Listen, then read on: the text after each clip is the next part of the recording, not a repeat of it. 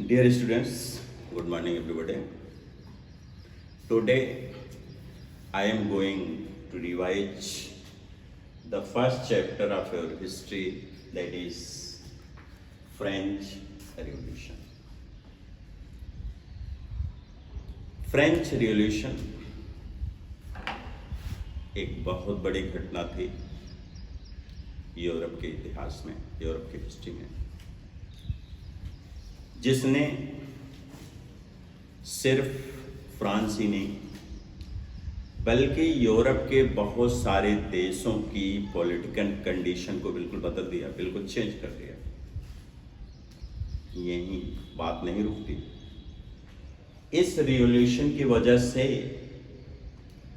American struggle for freedom हुई और America की भी सोशल, पॉलिटिकल और इकोनॉमिक कंडीशन पूरी तरह से बदल गई।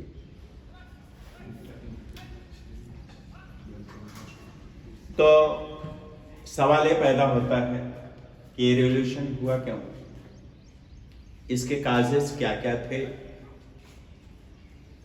इंडिया में आप देखेंगे तो हमारे यहाँ ब्रिटिश गवर्नमेंट थी 1947 से पहले, और ब्रिटिश गवर्नमेंट को इस देश से हटाने के लिए भी हमारे देश के लोगों ने स्ट्रगल शुरू किया। तो जिस तरह से हम चर्चा करेंगे कि कुछ काजेस थे जिसमें सोशल, पॉलिटिकल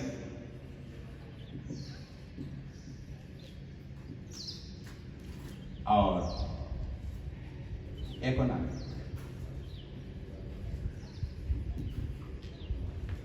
ये तीन काज थे, तीन वजहें थी जिनकी वजह से फ्रांस में रिवॉल्यूशन हुआ। रिवॉल्यूशन का मतलब क्या है? रिवॉल्यूशन का मतलब होता है इनकलाब, मतलब कि सोशल, पॉलिटिकल और इकोनॉमिक कंडीशन को पूरी तरह से बदल देना, पूरी तरह से चेंज कर देना, इसको रिवॉल्यूशन कहा जाता है। अब यहाँ एक एक की चर्चा हम आपसे करेंगे कि फ्रांस के सोशल काजेस कौन कौन से थे और इन्हीं सोशल काजेस ने फ्रांस के रिवॉल्यूशन को जन्म दिया। अब यहाँ आप देखिए, हम पहले आपको बताएंगे फ्रांस की सोसाइटी कैसे थी। तो इस पीरियड में, इस वक्त में फ्रांस की सोसाइटी तीन पार्ट में डिवाइड थी। पहले को कहा जाता था फर्स्ट स्टेट, दूसरे को नाम दिया जाता था सेकेंड स्टेट और तीसरे को नाम दिया जाता था third state. It is the classification of the society of France. The total society of France was divided into three parts. First is known as first, second state, and third state. In other words, first stage was known as clergy. Second state was known as nobility. And in third state, there are middle class, farmers, landless workers and laborers. ये तीन तरह का classification था। अब यहाँ हम आपको बता रहे हैं कि सोशल काजेस क्या थे। तीन तो हमने आपको क्लासिफिकेशन बता दिया कि the society of France was divided into three parts, first state, second state and third state. First state is given another name, that was known as clergy. Second state was known as nobility, and the rest was known as third state. And in third state, about 95% population of France was there. Third state में लोगों की तादाद 95% से above थी। सिर्फ 5%, 5% में दो group था, फर्स्ट स्टेट और सेकेंड स्टेट। एक क्लर्जी क्या थी, नोबिलिटी क्या थी। नोबिलिटी में कौन था? एरिस्टोक्रेट।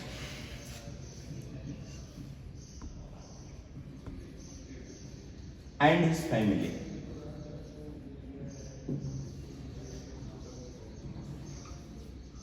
राजा और उसका परिवार, इसको फर्स्ट स्टेट कहा जाता था या क्लर्जी का नाम देते थे। नोबिलिटी में आप देखेंगे कि उस पीरियड में, जैसे इंडिया में अंग्रेजों के पीरियड में जमींदार हुआ करते थे, गवर्नमेंट ऑफिशियल्स हुआ करते थे, इनको नोबिलिटी का नाम दिया जाता था या सेकंड स्टेट का नाम दिया जाता था।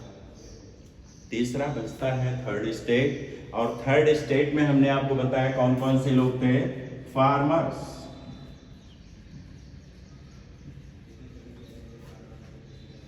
Landless workers,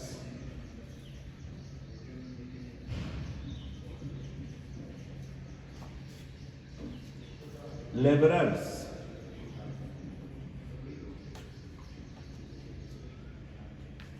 and middle class.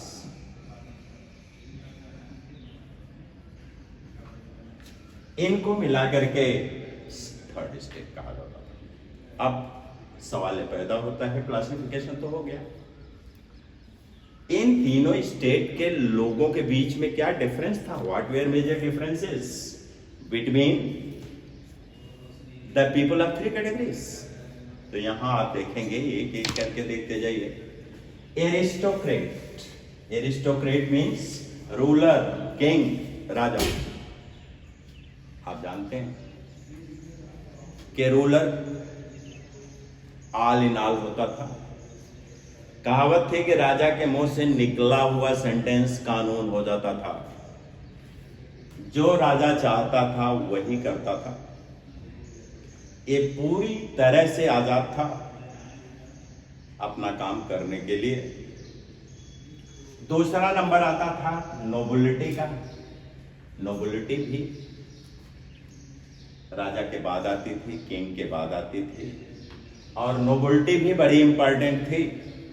Rules और रेगुलेशन जो राजा का होता था उसको इंप्लीमेंट करने का काम नोबिलिटी किया करती थी। बचा थर्ड स्टेट। थर्ड स्टेट में फार्मर्स, लैंडलेस वर्कर, लेबरर और मिडिल क्लास के लोग थे। अब ये भी सवाल पैदा होता है कि ठीक है, रूलर के पास बहुत सारा पावर था, नोबिलिटी भी पावरफुल थी, लेकिन थर्ड स्टेट के पास कोई पावर नहीं था। पावर के साथ ही साथ first state and second state, इन दोनों स्टेट के लोग प्रिविलेज थे। Special concessions were given to the people of these two classes. मतलब इन दोनों को किसी भी तरह का कोई टैक्स नहीं देना पड़ता था, और इनकी लाइफ लग्जूरियस थी। बड़े ऐश आराम की जिंदगी इन दोनों स्टेट के लोग बिताते थे, but they were exempted of all type of taxes. इस पीरियड में दो तरह के टैक्स थे,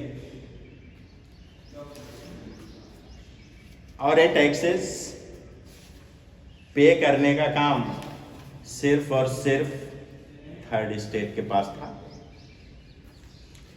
ये टैक्सेस, इनका नाम था टेथ और टैली। दो तरह का टैक्स थर्ड स्टेट देता था। एक टैक्स रूलर लेता था और दूसरा टैक्स चर्च लेता था। इस पीरियड में एक चीज पे ध्यान दें कि रूलर के बाद अगर कोई पावरफुल था तो चर्च बहुत पावरफुल था, और ये कहा जाता था कि the king and ruler lived like husband and wife. जैसे हस्बैंड एंड वाइफ कहते हैं, उसी तरह से चर्च और रूलर का रिलेशन था, संबंध था। चर्च कहता था the ruler can not do wrong, राजा कभी गलत कर ही नहीं सकता। चर्च का ऑर्डर था कि राजा गॉड का बेटा है, तो अगर राजा की बात नहीं मानोगे तो गॉड नाराज हो जाएगा। और गॉड नाराज हो जाएगा तो you would be allotted hello, नरक दे दिया जाएगा, दोजक में भेज दिए जाओगे। जनता डर जाती थी, इलिटरेट थी जनता, अनपढ़ थी, उसको डरा दिया जाता था। तो इस तरह से आप देखेंगे कि जनता को कंट्रोल करने के लिए चर्च का सहारा लिया गया और चर्च को पावरफुल बनाने का काम रूलर किया करता था। एक दूसरे को डिफेंड करते थे। राजा को बचाने का काम चर्च करता था और चर्च को बचाने का काम राजा किया करता था। तो इस तरह से आप देखेंगे कि ये तीनों स्टेट अलग अलग इनका पावर था। ये पहले फर्स्ट और सेकेंड स्टेट एक प्रिविलेज्ड क्लास था, इनको कंसेशन मिला हुआ था। लेकिन थर्ड क्लास या थर्ड स्टेट जिसको आप कहते हैं, सारा बर्डन, सारा बोझ, चाहे वो सोशल हो, पॉलिटिकल हो या फिर इकोनॉमिक हो, सारा बर्डन इसी क्लास के ऊपर था। तो जब मुसीबत अपने क्लाइमेक्स पर पहुंच जाती है तो उसको हल करने के लिए कोई ना कोई स्टेप उठाना ही पड़ता। इसी पीरियड में आप देखेंगे जुलाई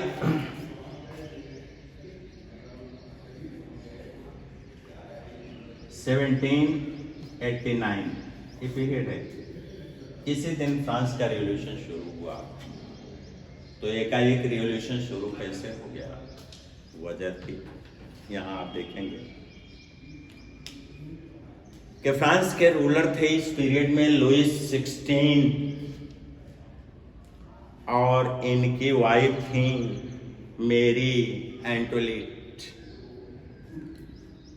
बड़ी लग्जूरियस लाइफ थी। ये लेडी बहुत ही एक्स्ट्रावेगेंट थी, बड़ी ब्यूटीफुल थी, लेकिन मेंटली एक तरह से आप कह लें कि मेंटली ये स्ट्रांग नहीं थी। एक्स्ट्रा पैगेंस चल रहा था, फालतू खर्च चल रहा था, खजाना खाली हो गया राजा का।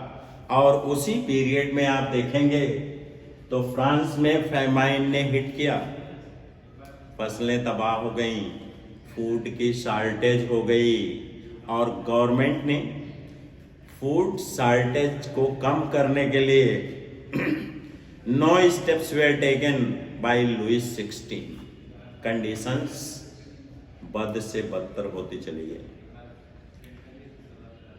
जनता बाहर निकल पड़ी, जलूस निकला, प्रोसेशन निकला और जनता सिर्फ रोटी की डिमांड कर रही थी। They wanted bread only at that time.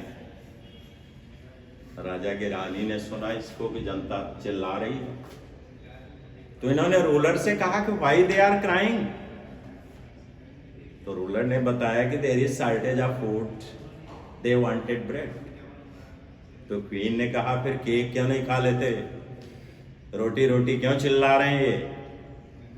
ये एक एग्जाम्पल हमने आपको दिया कि फ्रांस की रूलिंग उस पीरियड में कैसी थी। इस हालात में कुछ भी हो सकता है। जब आदमी भूखा होगा तो फिर उसके लिए कोई भी चीज क्राइम नहीं है, वो क्राइम भी करेगा। रिजल्ट ये हुआ कि जुलाई 1789 में फ्रांस का रिवॉल्यूशन शुरू हो गया। और ये रिवॉल्यूशन शुरू हुआ तो सबसे पहला हमला हुआ ब्रेस्टाइल के जेल पर। जेल प्रेस्टिज थी रूलर की, और फ्रांस के कैपिटल पेरिस में भीड़ इकट्ठे हो गई। उस भीड़ ने सबसे पहले हमला किया, जेल पर जेल को तोड़ डाला गया, कैदी भाग खड़े हुए और भीड़ ने सोचा था कि कुछ हथियार मिलेगा, लेकिन वेपन्स नॉमिनल थे। इसके बाद भीड़ बाहर निकली तो टेनिस का कोर्ट था, वहां टेनिस खेलने का काम होता था। ये डेट है 17 जून 1789। भीड़ टेनिस के कोर्ट में इकट्ठी हो गई और कुछ लीडर्स भी थे। उन लीडर्स ने तय किया कि फ्रांस के लिए एक नया कॉन्स्टिट्यूशन बनाया जाएगा और जब तक कॉन्स्टिट्यूशन नहीं बनेगा हम इसी टेनिस कोर्ट पर रहेंगे और सरकार के खिलाफ काम करते रहेंगे। वही एक नया कॉन्स्टिट्यूशन बना। उस कॉन्स्टिट्यूशन में राजा के पावर को कम कर दिया गया और वो पावर दे दिया गया एक इलेक्टेड बॉडी को, नाम दिया गया कन्वेंशन, एक इलेक्टेड बॉडी बनाई गई। तो ये हो गया आपका पॉलिटिकल काजेस। और इकोनॉमिक काजेस में हमने आपको बताया कि इकोनॉमिक काजेस में दो बातें थी। पहली बात तो ये कि two classes in France known as first state and second state. It was also known as clergy and nobility. These two classes were exempted of all taxes. All the taxes were paid only by the third state. और ये tax एक ही तरह का नहीं था, दो तरह के टैक्सेस थे, टिथ एंड टैली। एक टैक्स तो रूलर को देना पड़ता था और दूसरा टैक्स चर्च कलेक्ट करता था। बहुत भारी बर्डन था, खास करके फार्मर्स के ऊपर, लैंडलेस वर्कर्स के ऊपर, मिडिल क्लास के ऊपर। और इसी पीरियड में आप देखेंगे कि फैमाइन ने भी हिट किया, फूड ग्रेन की शॉर्टेज हो गई, क्रॉप्स फेल्योर कर गई, लोग भूख से परेशान हो गए, भूखों मरने लगे। और जब इस तरह की कंडीशन आई तो फ्रांस का रिवॉल्यूशन जुलाई 1789 में शुरू हो गया। इसके बाद हम कल देखेंगे, कुछ क्वेश्चन हमने आपको पहले भी दिया था, उनको आपने किया होगा। अब दो क्वेश्चन सिर्फ हम आपको और देंगे।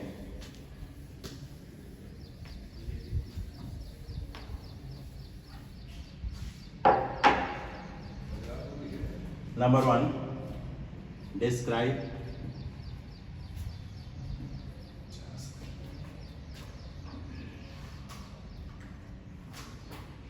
social,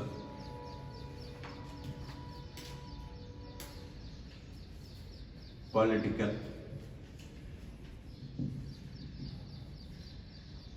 and economic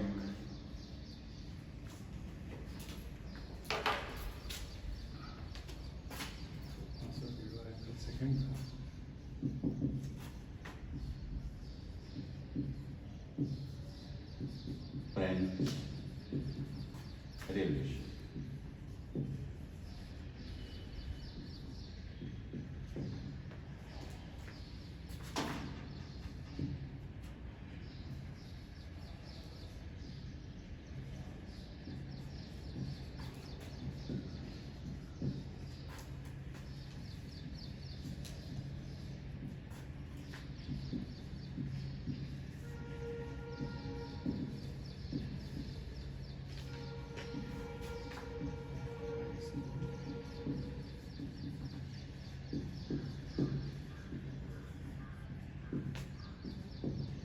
ये लॉन्ग आंसर टाइप क्वेश्चंस हैं ये दोनों क्वेश्चन। पहला है कि सोशल, पॉलिटिकल और इकोनॉमिक काजेस को आप एक्सप्लेन करें। दूसरा आपका है कि फ्रेंच सोसाइटी किस तरह से क्लासिफाई की गई थी, in which I have told you that French society was divided into first state, second state and third state. तो इस तरह से दो क्वेश्चन का आंसर आप देंगे। Thank you very much.